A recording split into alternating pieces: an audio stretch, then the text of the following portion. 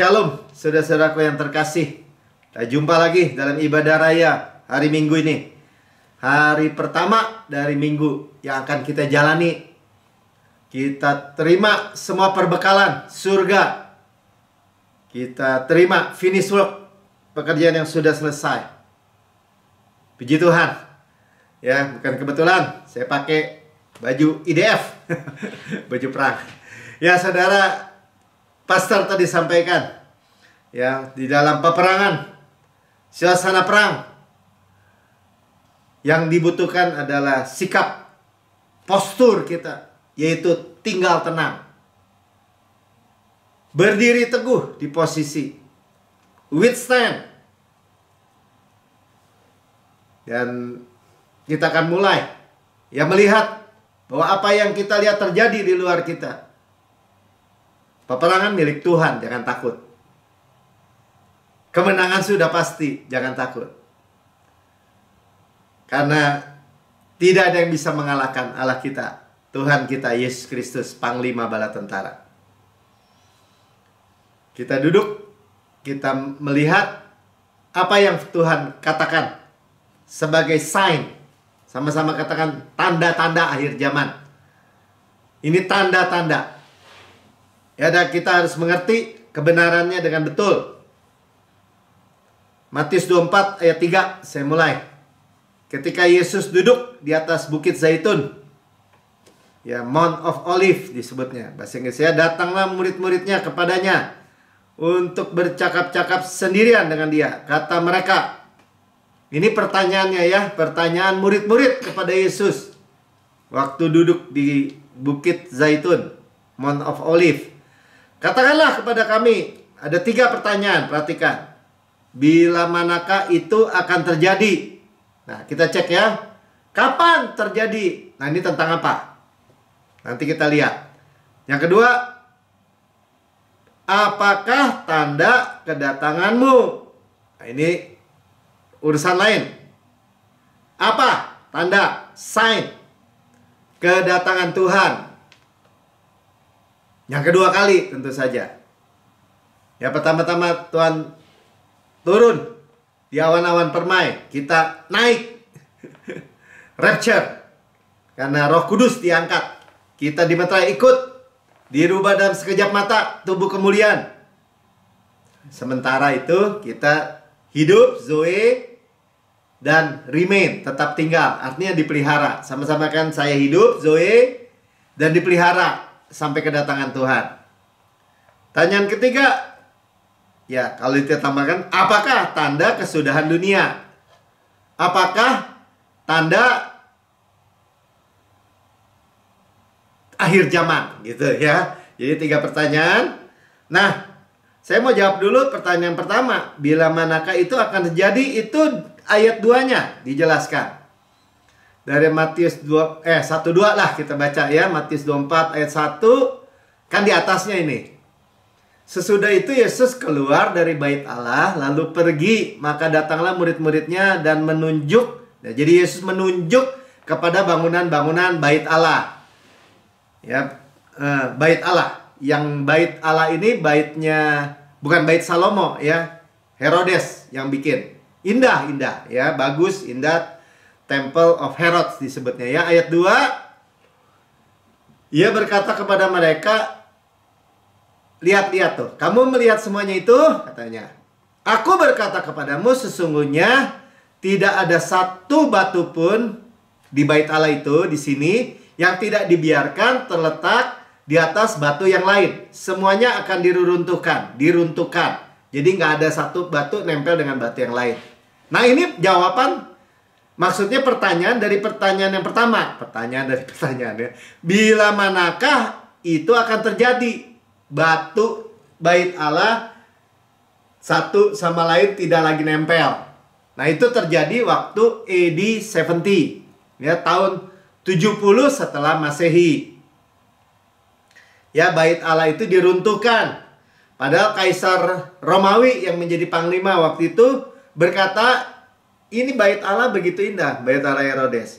Jangan diapa-apain, ya, jangan diapa-apain sama prajurit-prajuritnya. Tapi waktu Yerusalem dibakar, Itu emas di bait Allah kan emas semua lapisannya. Lapisan-lapisan emas itu meleleh, saudara. Dan masuk ke sela-sela daripada batu demi batu dari bait Allah itu. Dan prajurit-prajurit itu mau mengambil, mencongkel semua emas yang meleleh itu karena terbakar. Sehingga tidak ada satu batu yang menempel dengan batu yang lainnya. Kaisar boleh bilang, jangan diapa-apain bait Allah. Ya, pada waktu itu. Ya, tapi Yesus bilang tidak ada satu batu yang akan tadi masih melekat dengan batu yang lain. Berarti digenapi nggak? Digenapi. Waktu Yesus ngomong belum terjadi kan? Belum. Karena Yesus belum naik ke kayu salib. Dan itu kalau di umurnya juga 33,5 tahun kan? Jadi tahun 70 berarti 40 tahun kemudian terjadi, tepat terjadi. Ya, 40 tahun kemudian. Jadi sudah digenapi. Nah, pertanyaan yang kedua dan ketiga bilang, apakah tanda kedatanganmu? Ini pertanyaan yang berbeda, saudara. Tapi ada orang yang suka campur. Dia bilang, oh udah terjadi itu kedatangan Tuhan. Nggak ada rapture tuh. Udah terjadi di 70. Saudara jangan percaya kayak gitu. Amin. Ya, jangan percaya. Karena ini kita akan melihat tanda-tanda yang makin nyata. Nah, kita buktikan ya. Tanda-tanda yang akan kedatangan Tuhan dan kesudahan dunia. End time. Ya, end time. Nah, inilah Tuhan kasih tahu sekarang. Ayat 4. Jawab Yesus kepada mereka. Nah, Yesus jawab sekarang. Waspadalah, jangan ada orang yang menyesatkan kamu. Jadi ada penyesat apa? Sebab banyak dibilang orang akan datang dengan memakai namaku dan berkata, akulah Mesias. Dan mereka akan menyesatkan banyak orang. Jadi banyak Mesias palsu. Ya, jadi kita fokus Yesus. Sama-sama kan, saya fokus Yesus. Saya sadar Yesus. Saya hanya pandang Yesus. Jangan pandang manusia, siapapun. Mau pastor, prince, mau Alki apalagi, ya mau siapapun. Saya pandang Yesus, katakan. Nah, itu ada peringatan. Waspada ya, banyak Mesias palsu nanti di akhir zaman yang menyebut dirinya Mesias atau Imam Mahdi mungkin, atau apapun lah bahasa-bahasanya. Nah, ayat 7 bilang, sebab bangsa akan bangkit melawan bangsa. Nah, ini perang. Ya. Oh, ayat 6 dulu. Kamu akan mendengar deru perang. Sorry, saya kelewatan ayat 6 ya. Kamu akan mendengar deru perang. Kita udah dengar perang. Rusia, Ukraina belum beres. Teroris Hamas nyerang Israel, perang. Kabar-kabar tentang perang. Ya, nanti Korea Utara mulai ngomong. Nanti Amerika datang kapal induknya dekat-dekat situ. Turki marah, Iran. Nah, ini kabar-kabar tentang perang. Berarti ini signs. Kalau ditanya, kapan kau datang? Dia bilang tadi kan, kedatanganmu. Nah, ini tanda-tandanya. Nah, peringatannya lagi. Untuk kita, ya peringatan bukan diancam, bukan saudara ya. Berawas-awaslah, jangan kamu gelisah, dibilang.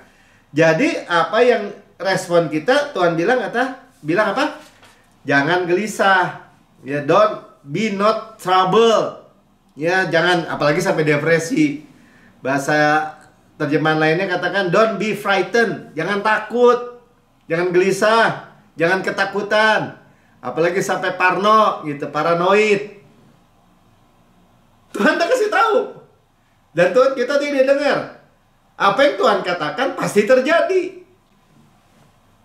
Mau orang dunia mau bilang jangan dirubuhin ya. Bait Allah, nggak ada satu batu nempel dengan batu yang lain, bukan runtuh lagi.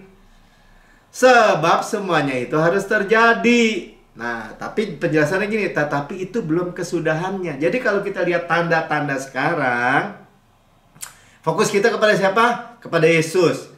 Ada waktu yang lalu kita melihat ya bagaimana kita itu hanya memandang kepada Yesus. Dia di pusat tuh. Ada Panji Yesus, ya kan? Panji Yehuda, Panji Ruben, manusia, Panji suku Dan di atas, Raja Wali, ya, suku Efraim, lembu, udah panji-panji Tuhan. Kita di tengah-tengah di perlindungan Tuhan. Maksudnya sebegitu aja. Karena sudah dinubuatkan dari timur, wind, angin, roh, apa? False doktrin. Tadi kita dengar kan, ajaran-ajaran Mesias palsu. Dari barat ke timur, perang. Nah tuh. Ya, tapi ada yang menahannya. Siapa? Panji, Efraim, lembu. Dari selatan, apa? Kelaparan, ya, famine. Kita udah dengar secupak gandum sedinar, apa di waktu lain mahal pokoknya, inflasi. Tapi ada Panji Ruben, ya, manusia tuh, wajah manusia, Yesus, tetap Yesus juga. Dari utara pestilence, apa tuh, pandemi COVID-19. Kita udah dengar, ya udah terjadi dan masih ada. Kita diproteksi, pokoknya intinya itu poinnya. Kita diproteksi sempurna karena tanda-tanda itu terjadi di sekeliling kita. Ya, jadi kita nggak perlu, sekali lagi nggak perlu takut. Saya bacakan aja terus ya. Belum kesudahannya. Kenapa? Kesudahannya nama Yesus diberitakan, kasih karunia akan diberitakan, kemuliaan Tuhan akan nyata. Ya, ada waktu damai sebelum kedatangannya, saudara. 7. Si Mika belum muncul. Ya, sebab bangsa akan makin melawan bangsa. Nah, ini masih perang ya, kerajaan melawan kerajaan. Ada kelaparan, tuh ya, kelaparan. Tadi saya udah bagikan ya, famine itu bicara krisis keuangan. Harga mahal itu bicara apa tadi? Inflasi, ya, harga-harga mahal. Pestilence, ya, wabah, apa wabah tuh, COVID, ya, gempa bumi di berbagai tempat. Gempa bumi yang periodenya makin dekat gitu. Seperti sakit bersalin. Ayat 8-nya makanya dibilang seperti sakit bersalin ya, sorrow. Tetapi semuanya itu baru permulaan penderitaan. Nah, ini sorrow, sakit bersalin. Ya, menjelang zaman baru, menjelang kerajaan 1000 tahun, menjelang Yesus datang, itu ada urutannya lagi. Tapi poinnya tadi, don't be not trouble, jangan gelisah. Sama-sama katakan, sebut dirinya namanya, Melki, jangan gelisah. Sebut istri. Jangan takut. Saudara hidup dan remain, tetap tinggal, tetap terpelihara. Jadi kalau saudara dan saya melihat keadaan seperti itu sekarang, jangan kita ikut ketakutan, ikut paranoid, ikut stres, ikut khawatir seperti orang yang gak punya Yesus dong, atau yang di luar Yesus. Kenapa? Oh, Tuhan saya udah bilang. Artinya apa kalau Tuhan udah bilang? Dia sudah siapkan semua solusi buat saudara dan saya. Siapa solusinya? Pandang Yesus. I see grace, sealed by your sacrifice. I see love reaching for me. Seperti tadi kita nyanyi ya. Precious blood washes and sanctifies. Blessings flow, setting me free. I see grace. Pandang Yesus. Karena Israel adalah jam profetiknya Tuhan. Jadi waktu jam profetiknya Tuhan. Kita lihat keadaan sekarang Israel. Oh, ini waktunya lagi nih. Kenapa? Karena seluruh Israel kan masih ada jalur Gaza, masih ada satu lagi tuh wilayah belum diduduki. Ini bukan soal penjajahan, saudara. Persoalan bahwa janji Tuhan akan digenapi. Ya Tuhan, Israel itu diberikan Kanaan, God's rest, tempat perhentian Tuhan. Gambaran apa? Gambaran saudara dan saya. Masa masih disisain? Ya nggak mungkin. Dia yang tidak menyayangkannya anaknya sendiri, tapi telah menyerahkannya bagi kita semua. Sama-sama kan bagi saya juga. Bagaimanakah mungkin ia tidak mengaruniakan segala sesuatu cuma-cuma bersama-sama dengan Yesus? Nggak mungkin. Pasti digenapi. Sama-sama katakan 3 kali. Pasti digenapi. Pasti digenapi. Pasti digenapi. Amin. Ya jadi kita jangan ikut-ikutan menderita. Kita hidup seperti minggu lalu dikatakan, hidup dengan sukacita. Ya, juga sebelum kesusahan besar, kita nggak masuk tribulasi, kesusahan besar. Ya apalagi nih, banyak orang hubunginnya gitu sih. Ya berita, wah nih perang nih, akan perang begini. Nanti Yesus segera datang. Wah, kita udah ketakutan aja. Kita nggak akan ketakutan, saudara. Di dalam kasih yang sempurna tidak ada ketakutan. Kenapa Pak Melki? Kita kan harus siap-siap. Ya siap-siap, ya bersuka cita. Karena kita akan menyambut mempelai Kristus. Tapi itu belum, nanti ini baru tanda-tanda nih. Signs. Ya kita nggak tahu kapan saja Yesus bisa datang. Ya ini bukan soal. Tapi tanda-tandanya semakin tadi. Apa tuh kalau orang melahirkan disebutnya apa sih? Kontraksi ya kali ya. Semakin cepet gitu. Wah makin cepet nih. Kalau yang ibu-ibu tahu ya. Yang supaya nggak bisa memahami secara penuh. Nah, jadi pertama kita lihat yang natural, terjadi peperangan. Nah, lalu yang spiritual. Jadi kita melihat semua ini terjadi sebagai sign. Tapi apakah kita ikut keseret, ikut menderita, ikut susah, ikut kelaparan, ikut kena pandemi? Wah, enggak saudara. Enggak. Percayalah. Amin. Ya, jadi musuh, nah kita melihat yang rohani. Musuh taktiknya cuman gini. Iblis datang untuk mencuri, membunuh, dan membinasakan. Yohanes 10 ayat 10 kan?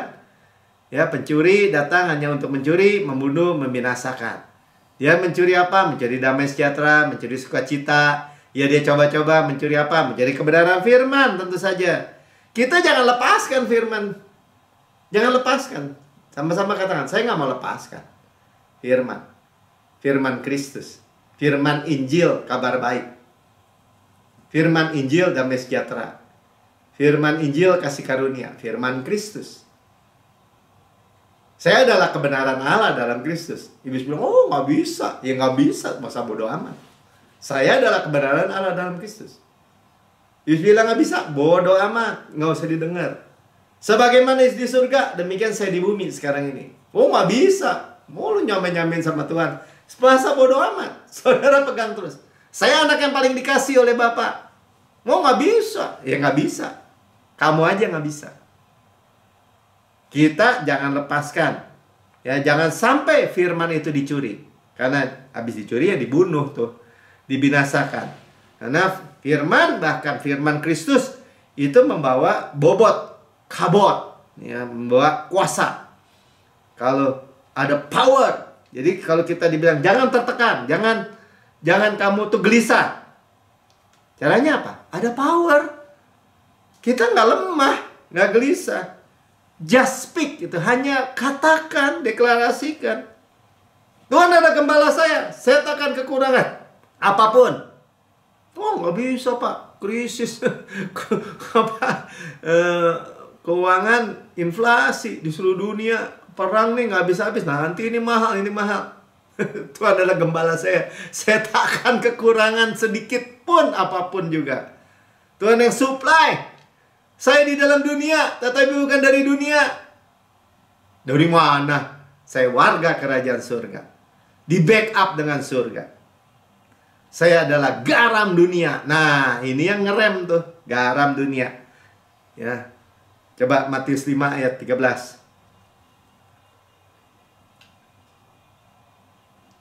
Oh, belum selesai ya, Mika. Filipi berapa tadi? Belum selesai gitu.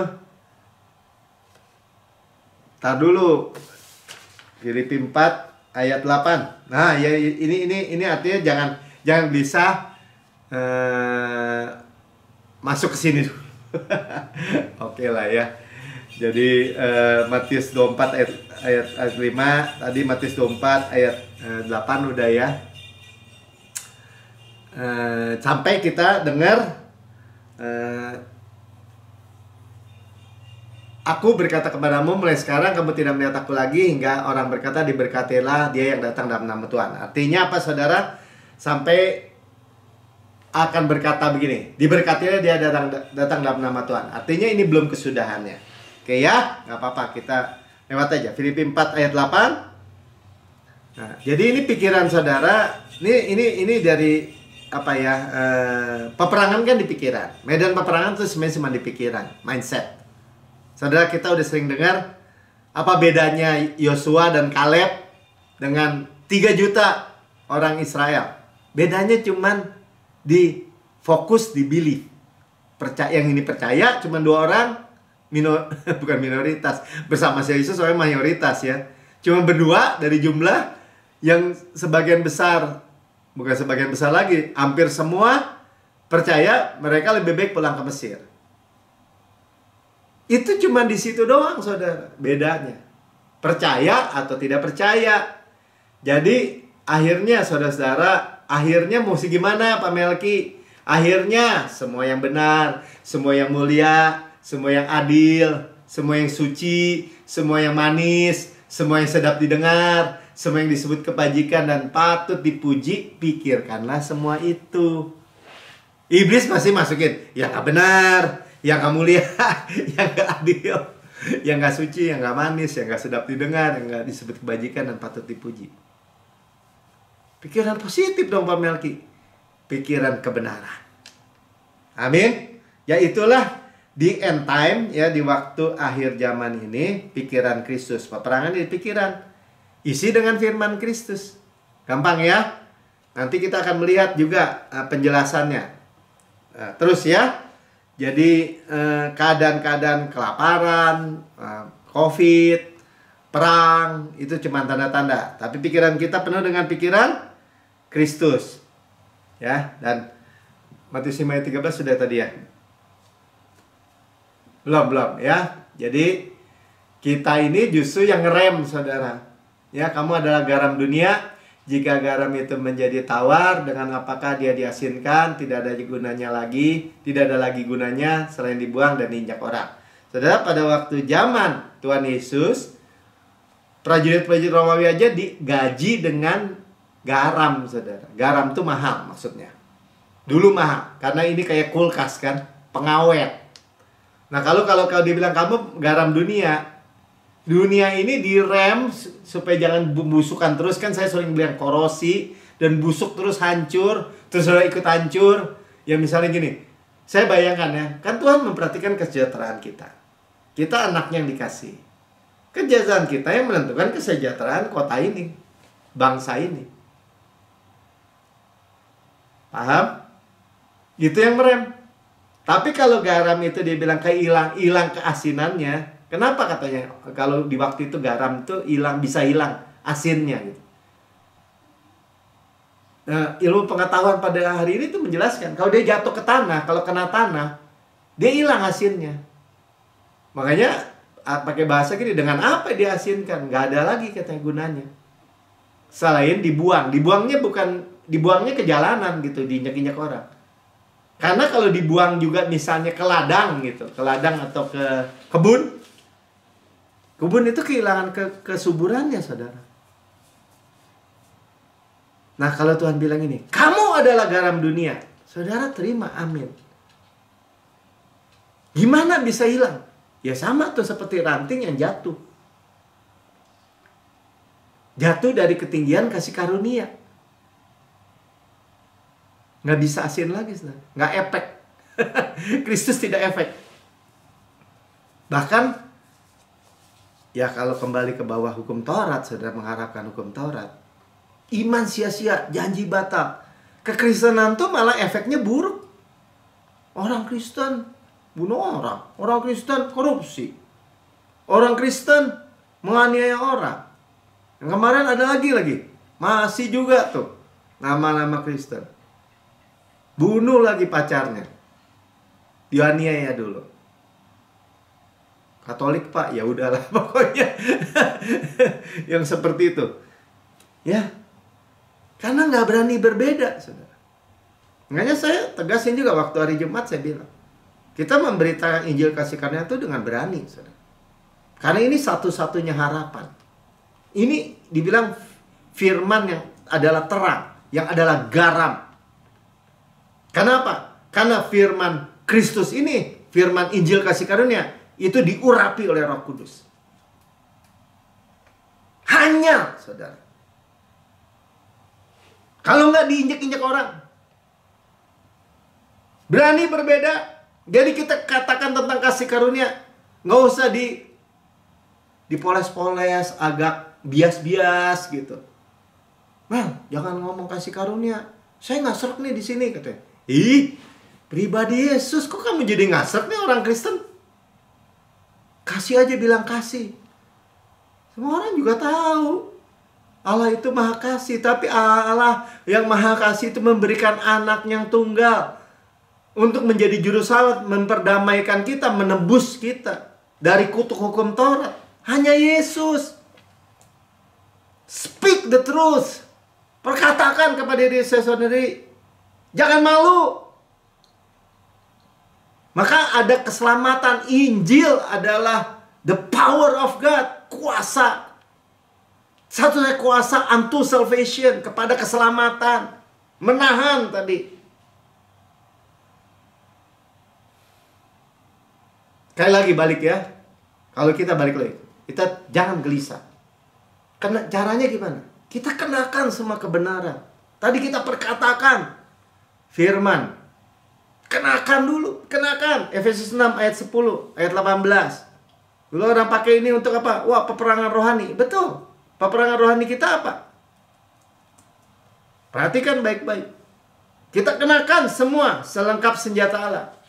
Yang the gospel of truth. So, sebenarnya kebenaran. Baca ya. Saya mau baca supaya kita benar-benar paham.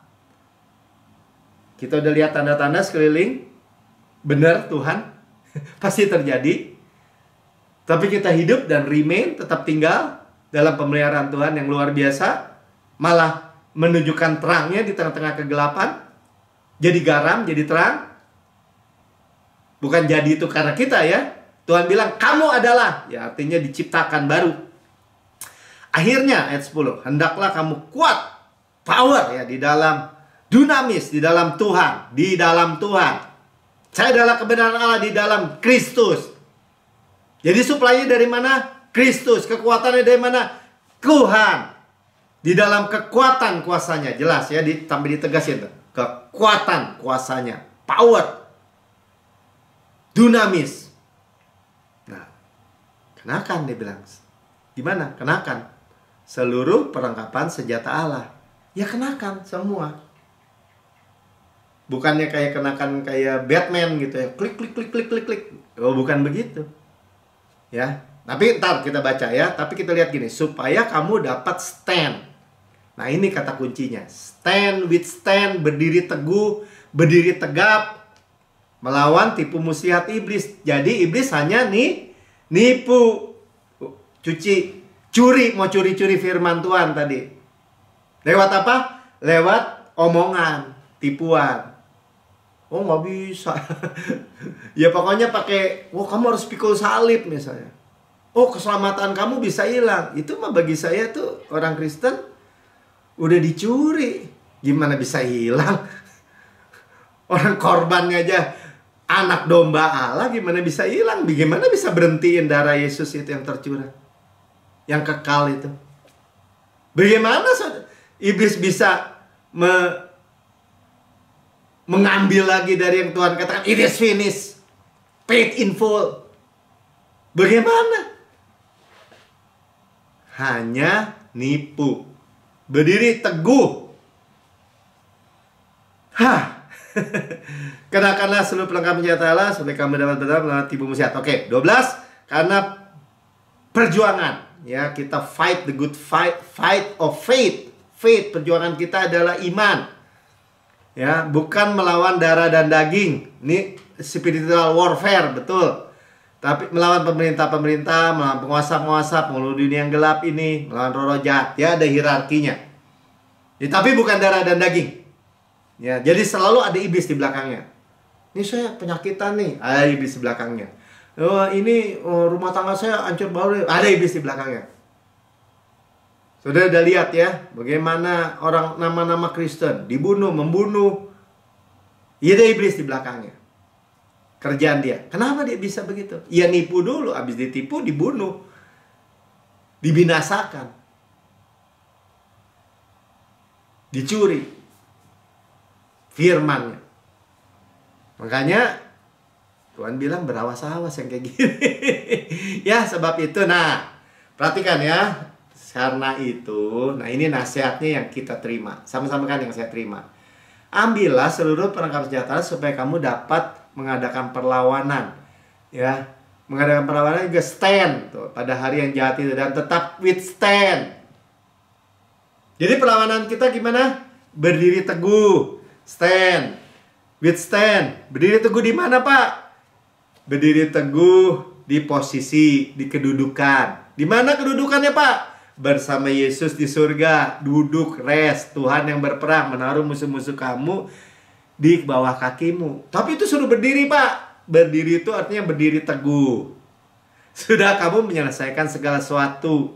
Segala sesuatu beres, sudah selesai. 14 juga dibilang lagi, berdiri teguh. Jadi berdirilah tegap, to withstand. Sama-sama bilang deh, berdiri teguh, berdiri teguh, berdiri teguh.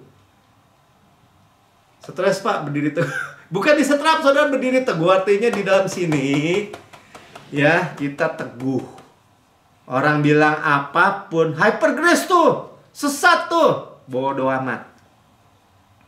Kenapa, Pak Melki? Ya karena kasih Tuhan lebar, panjang, tinggi, dalamnya nggak kukur. Hyper, bodoh amat. Kalau kamu dibalikin, gue tanya, berapa kamu mau usaha hyper-hyper yang berapa besar kasih Tuhan? Setinggi apa? Setinggi langit, masih lebih tinggi lagi. Berarti super duper hyper dong, Pak. Ya kalau kamu bisa ukur, bisa nggak? Itu contoh, saudara, yang kita hadapi hari-hari. Nggak bisa, Pak Melki. Semua orang juga harus mati. Tua, ringkih. Yaitu di bawah matahari. Di atas matahari, saya dimudahkan lagi.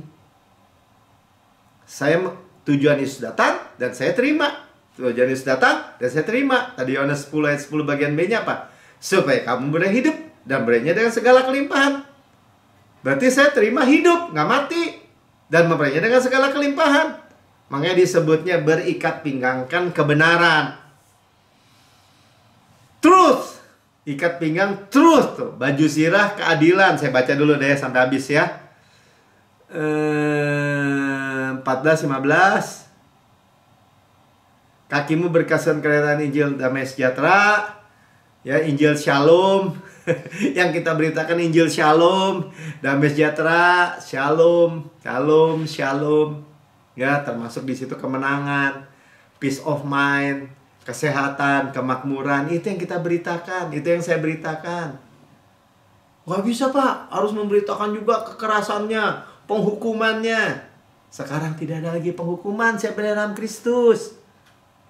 Saya nggak mau mendiskualifikasi saudara lagi. Hidup di bawah hukum Taurat, di bawah penghukuman, di bawah kematian. Nggak bisa, Pak, ya lu aja. Kita bicara kehidupan, sukacita, damai sejahtera. Nanti, Pak, jadi nggak benar. Itu kata kamu, kata Tuhan. Itu membawa shalom, hidup dengan mulia, hidup dengan berkat, menjadi berkat, terang, garam. Kenapa, Pak? Karena kasih karunia. Injil Shalom. 16. Dalam segala keadaan pergunakan perisai iman. Dengan perisai itu kamu dapat memadamkan semua api dari si jahat. Kita memiliki perlindungan, perisai iman. Ya, perisai seperti air tuh katanya, melingkupi kita. Jadi semua tuduhan iblis itu, panah-panah api, tuduhan-tuduhan, dakwaan. Kamu orang berdosa, kamu gagal lagi, gimana lu jadi orang Kristen kayak begitu, bla bla bla, bibi, nggak ada yang bisa tembus.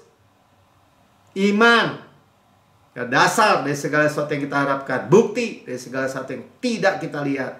Iman Kristus, karya sempurna Yesus. 17.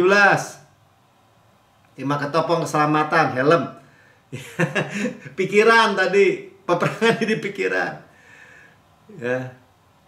Saya adalah kebenaran Allah dalam Kristus. Keselamatan saya kekal. Ya jangan mau dicuri dong. Enggak, Pak. Itu ayatnya ada loh. Kayak teman saya juga gitu. Udah diberitakan, ya keselamatan nggak bisa lah ya. Dosa kita sudah diampuni. Masa lalu, masa kini, masa depan, selama-lamanya. Berapa waktu kemudian masih ngomong lagi. Tapi bisa murtad, Pak. Bisa hilang keselamatan. Mau, Pak? Mau? Kalau ditanya gitu nggak mau. Makanya kenakan. Keselamatan saya, katakan, keselamatan saya kekal. Kenapa? Karena kita telah dikuduskan satu kali untuk selama-lamanya oleh penebusan tubuh Kristus. Karena kita sudah diperdamaikan. Keselamatan kita apa? Kekal. Kenapa? Karena saya menerima kelimpahan kasih karunia. Bahkan hanya bukan selamat begitu. Reign in life. Kebenaran hadiah. Gimana bisa nggak kekal? Semuanya karya Yesus.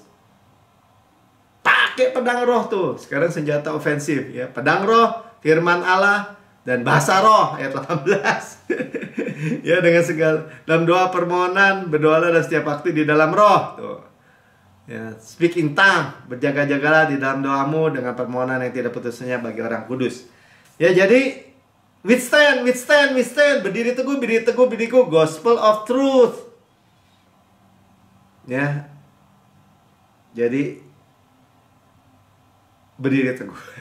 Nah, tadi Pastor Phil menyampaikan tentang belt of truth, ya, ikat pinggang kebenaran. Baru pertama tuh, belt of truth. Dan dia sedang merenungkan lagi meditasi belt of truth, ya. Berikat pinggang kebenaran tuh apa ya? Baru ngehuleng gitu kali ya, apalagi mikir-mikir meditasi begitu. Anaknya datang, papa katanya, abah, dia panggil abah ya papenya. Ikat pinggang, dia bilang. Tuh lihat, ikat pinggang. Kenapa Justin? Comfortable, dia bilang comfortable. Ya, nyaman. Jadi ketika kita mengenakan ikat pinggang kebenaran, saudara hidup nyaman. Hidup rileks. Kenapa? Kalau pada zaman Romawi itu ada pedang, semua perlengkapan semua di pinggang tuh. Ada mungkin pelples, tempat air, ya semua. Ya semua perlengkapan tuh diikat pinggang. Kebenaran, belt of truth, tempat senjata, nyaman, nggak kedodoran celananya. Kalau orang nggak pakai ikat pinggang, celananya kebesaran, kedodoran, ya bisa turun. Nah, berdiri teguh, relax, rest di posisi kedudukan. Saudara paham? Ya sederhana sekali. Amin. Ya, dan ikat pinggang kebenaran ini kita lebih dalamin dari Efesus 4 ayat 21. Ayat sebelumnya memang. Ya, dikatakan seperti ini. Oke, sebelumnya kata Mika, ini berdiri teguh, withstand ini saya mau jelasin juga lah, dua hal ya. Tentang withstand dan berikat pinggang kan. Kan withstand itu berdiri teguh, sama-sama kanan berdiri teguh. Saudara tahu ya, berdiri teguhnya di posisi. Posisi apa? Posisi kemenangan. Kalau iblis bilang ini, sini lu berantem sama gue, lu udah kalah. Ya, ini tentang pahlawan Daud. Sesudah dia sama. Yang ketiga nih dari pahlawan Daud yang diceritakan anak Age, orang Harari. Bahkan orang Israel juga bukan. Ketika orang Filistin berkumpul di Lehi, di sanalah ada ada sebidang tanah ladang penuh kacang merah. Dan tentara telah melarikan diri di hadapan orang Filistin. Jadi apa yang dia berdiri, ya, dia tidak kasih sejengkal pun pada musuh. Itu poinnya, saudara. Walaupun itu ladang kacang merah. Ya, dan berdirilah tuh ya, withstand, berdirilah dia di tengah-tengah ladang itu. Ia dapat mempertahankannya dan memukul kalah orang Filistin. Demikian diberikan Tuhan kemenangan yang besar. Urusan yang dia jaga urusan kecil mungkin, cuman ladang kacang merah. Tuhan memberikan apa? Peperangan milik Tuhan, kemenangan yang besar. Ketika saudara dan saya belajar berdiri teguh dan gak malu memberitakan Injil yang adalah kabar baik. Saya gak mau bengkok-bengkokin untuk berita Injil supaya bias-bias gitu, supaya orang jangan tersinggung. Aduh saudara, capek deh. Karena dunia memang tidak mengenal kasih karunia itu. Dunia membenci Yesus. Tuhan membenci nih kasih yang cuma-cuma. Mana ada, daging pasti membenci. Makanya saudara harus tegas, teguh, tegak, lurus. Ya. Kayak masuk ya, ikat pinggang kebenaran. Jadi berdiri teguh. Kalau mau berdiri teguh ya celananya jangan pakai kedodoran. Pakai belt of truth, ikat pinggang kebenaran. Sama-sama kata ikat pinggang kebenaran. Karena kamu telah mendengar tentang dia. Saudara, semua ini sekarang udah mendengar tentang Yesus. Sama-sama kan saya udah dengar. Dan mendengar lagi sekarang. Dengar lagi. Dan menerima. Tangan terbuka menerima iman tadi. Pengajaran di dalam Yesus. Menurut kebenaran yang nyata dalam Yesus. Nah, ikat pinggang kebenaran itu kebenaran yang nyata dalam Yesus. Kebenaran apa? Kebenaran hadiah. 3 kali katakan. Kebenaran hadiah, kebenaran hadiah, kebenaran hadiah. Dua-dua. Udah terima ya, udah dengar, udah terima. Teguh. Yaitu kamu dengan berhubung dengan kehidupan yang kamu dahulu. Former conduct ya. Jadi conduct itu perilaku sebelumnya. Perbuatan pekerjaan tuh sebelumnya harus menanggalkan put off, menanggalkan manusia lama yang menemui kebinasaan oleh nafsunya yang menyesatkan. Jadi gagal, las, semua itu ditanggalkan. Nanti kita lihat ya, gimana nanggalkannya. Ya, jadi kita nggak mempertahankan gitu. Tanggalkannya dengan pakai yang baru. Put on. Ya, supaya kamu diperbarui dalam roh dan pikiranmu. Nah, tadi kan peperangannya di pikiran. Pikiran kita terima apa? Put on, ya. Apa? Mengenakan put on, manusia baru. Gimana, Pak? Katakan, saya ada ciptaan baru. Saudara itu tadi ya. Jadi waktu kita mengenakan manusia, kita nih Pastor Ben bilangnya tadi gini ya. Gimana saudara tahu coba saudara laki-laki? Ya karena saudara lahir laki-laki. Gimana saudara tahu bahwa manusia lama sudah mati? Karena saudara percaya manusia lama saya sudah disalib bersama Kristus. Dan saudara lahir ciptaan baru. Otomatis ya. Bukan otomatis ketika kita terima oleh karena kasih karunia melalui iman. Ya kita terima. Saya ciptaan baru. Nah gitu aja. Lahir baru, ciptaan baru. Yang diciptakan menurut kehendak Allah. Berarti apa? Supply lagi. Di dalam kebenaran dan kekudusan yang sesungguhnya. Berarti di dalam kebenaran Kristus, belt of righteousness tadi, kebenaran hadiah, kekudusan yang sesungguhnya. Kekudusan yang nggak on off.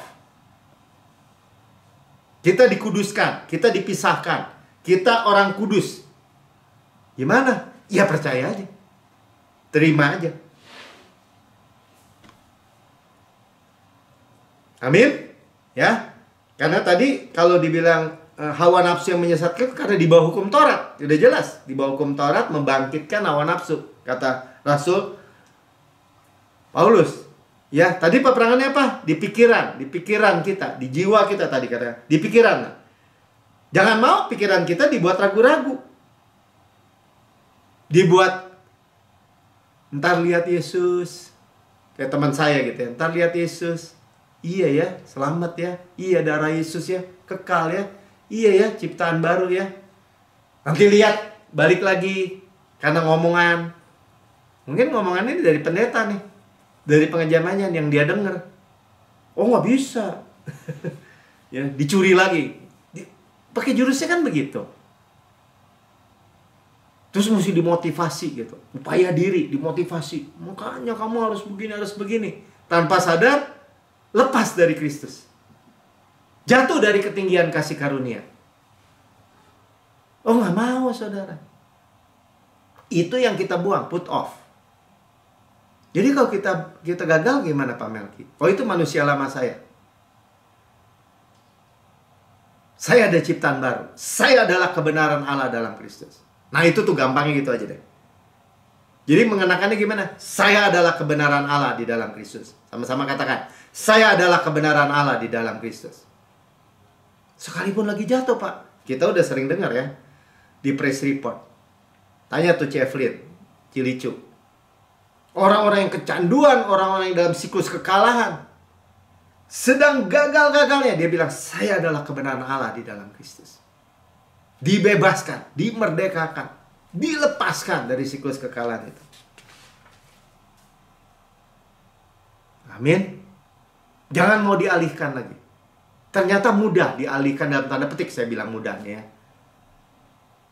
Kenapa? Waktu itu saya tanya sama Tuhan. Karena daging ini lebih kompatibel, lebih cocok dengan yang cara-cara dunia tadi.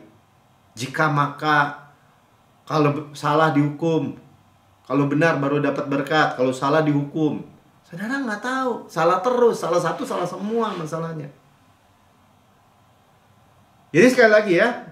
Kenakan. Saya kenakan. Saya ciptaan baru. Yang lama sudah berlalu. Sungguhnya baru sudah datang. Itu ikat pinggang kebenaran. Jangan mau dilepas. Nggak mau dilepas. Nyaman. Nyaman. Saya adalah kebenaran Allah dalam Kristus.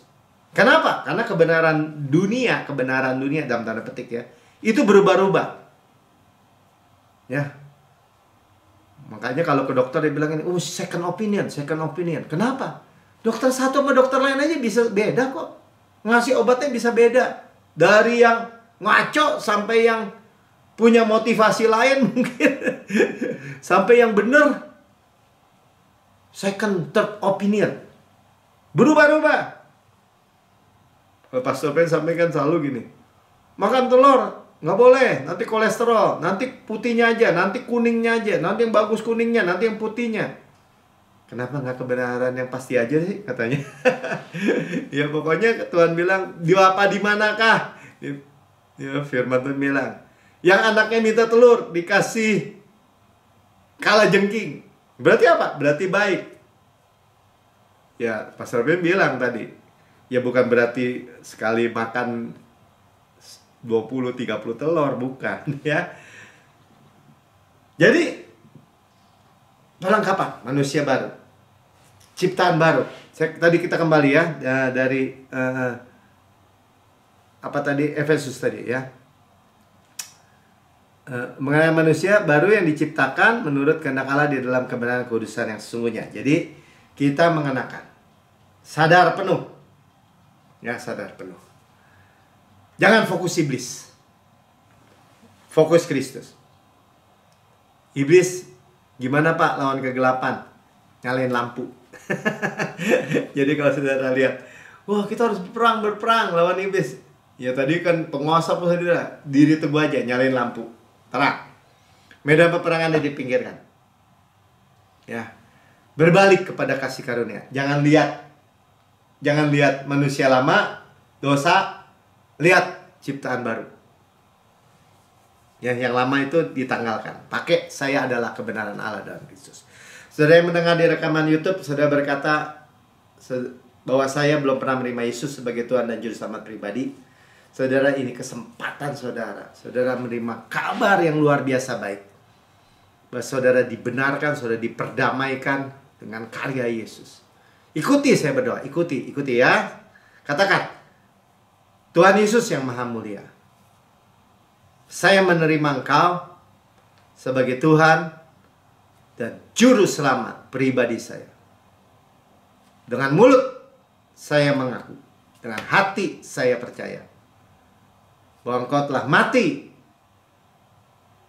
karena dosa-dosa saya, dibangkitkan karena pembenaran saya,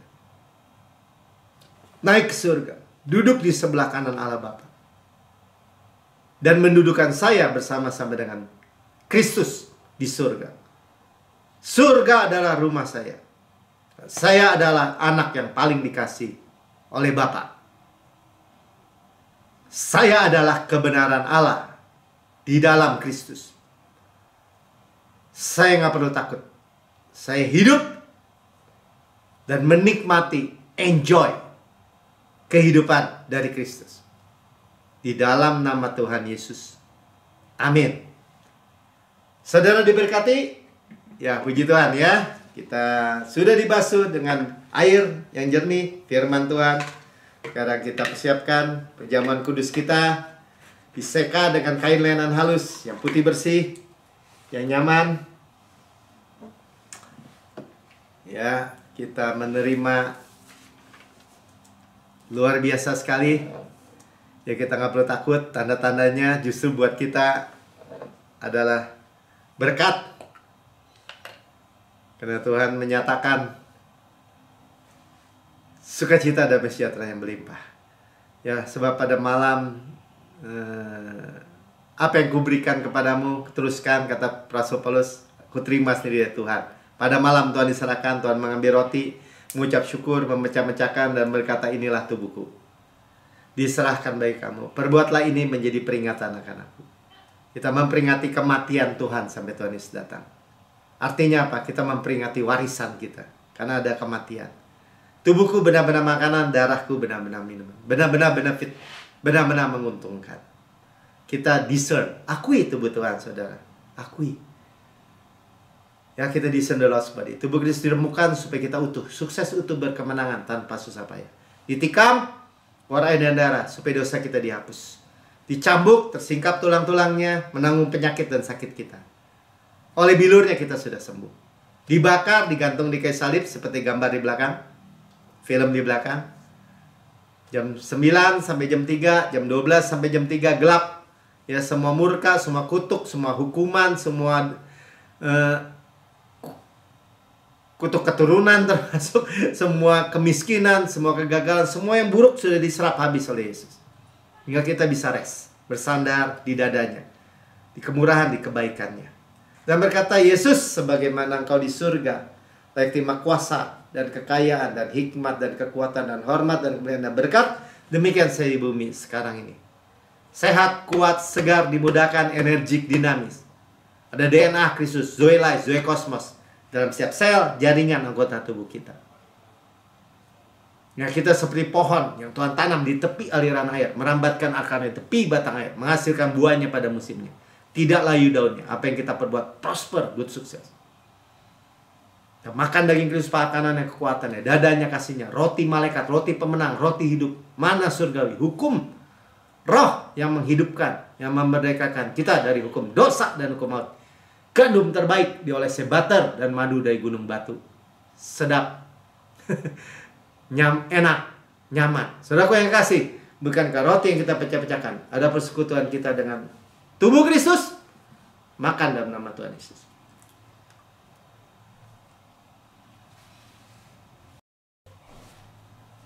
Kepala sehat, tubuh sehat. Kita daging Kristus, tulang Kristus.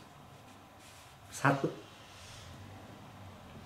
Dan sudah makan ini cawan perjanjian baru yang dimateraikan oleh darahku untuk pengampunan segala dosa. Dosa kita sudah diampuni.